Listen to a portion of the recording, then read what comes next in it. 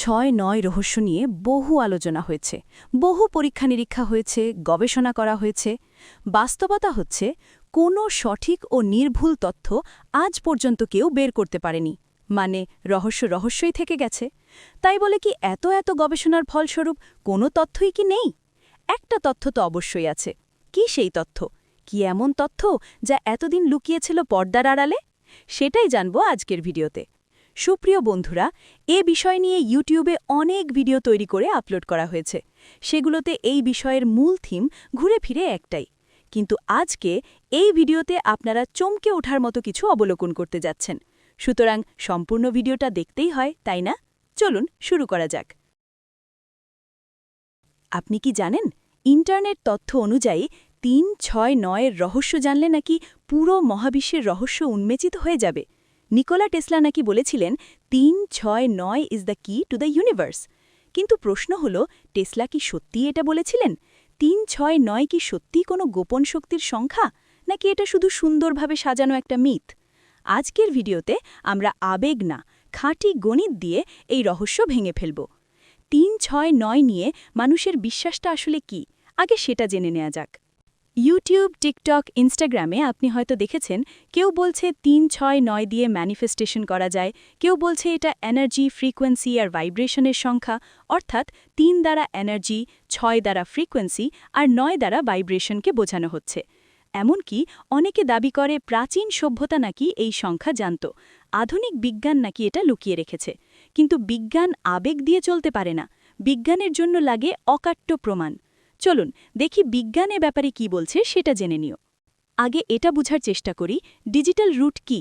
ধরা যাক 369 তিনটি সংখ্যা। সংখ্যা তিনটির যোগফল হচ্ছে 18। এখন এই সংখ্যাটির প্রতিটি একক সংখ্যার যোগফল 1 + 8 = 9, অর্থাৎ ডিজিটাল রুট = 9। এখন লক্ষ্য করুন, 3 digital root = 3, 6 digital root = 6, 9 digital root = 9।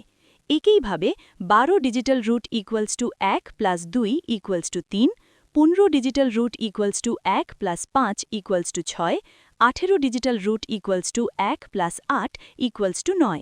এই যে 3, 6, 9, 3, এটা কোনো জাদু নয়, এটা বেস 10 সংখ্যা পদ্ধতির স্বাভাবিক ফল। এখানে বেস 10 মানে হচ্ছে 0 থেকে 9 পর্যন্ত গণিতের স্বাভাবিক মৌলিক সংখ্যা। এখন জেনে নেই ভার্টেক্স ম্যাথ আসলে কি। এখানে যদি 2-এর ঘাত নেওয়া হয় তবে চিত্রটি হয় এমন: 1, 2, 4, 8, 16, 32, 64। তারপর প্রতিটা সংখ্যার ডিজিটাল রুট নেওয়া হয়, তাহলে চিত্রটি হবে এমন।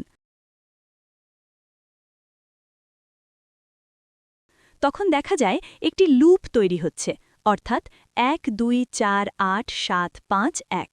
আর 3, 6, 9 সংখ্যা তিনটি এই লুপে নেই। এখান থেকেই দাবি করা হয় 3, 6, 9 নাকি সম্পূর্ণ আলাদা, তারা নাকি হায়ার ডিমেনশনের অধীন। কিন্তু বিজ্ঞান কেন এটাকে মিথ বলছে? এই লুপ তৈরি হয় কারণ আমরা ডিজিটাল রুট ব্যবহার করছি, অর্থাৎ মড 9 গণিত। আপনি যদি বেস 12 বা বেস 7 ব্যবহার করেন তবে পুরো প্যাটার্ন বদলে যাবে। মানে কি দাঁড়ালো? প্যাটার্ন তৈরি হয়েছে মানুষের বানানো সংখ্যা পদ্ধতির কারণে, প্রকৃতির কোনো গোপন সূত্রের কারণে নয়। আর ভার্টেক্স ম্যাথের কোনো পরীক্ষামূলক প্রমাণ নেই, কোনো ফিজিক্স সমীকরণও নেই, এমনকি কোনো বিশ্ববিদ্যালয়েও পড়ানো হয় না। সুতরাং 3, 6, 9 কোনো গোপন শক্তির সংখ্যা নয়। বিজ্ঞানের ভাষায় এটা অমূলক বা মিথ। এবার আসি নিকোলা টেসলার কথায়। নিকোলা টেসলা সত্যি কি বলেছিলেন? টেসলার নামে সেই বিখ্যাত উক্তিটি হচ্ছে 369 ইজ দ্য কি টু দ্য ইউনিভার্স। এটা টেসলার কোনো বই, পেটেন্ট বা বিবৃতিতে পাওয়া যায় না।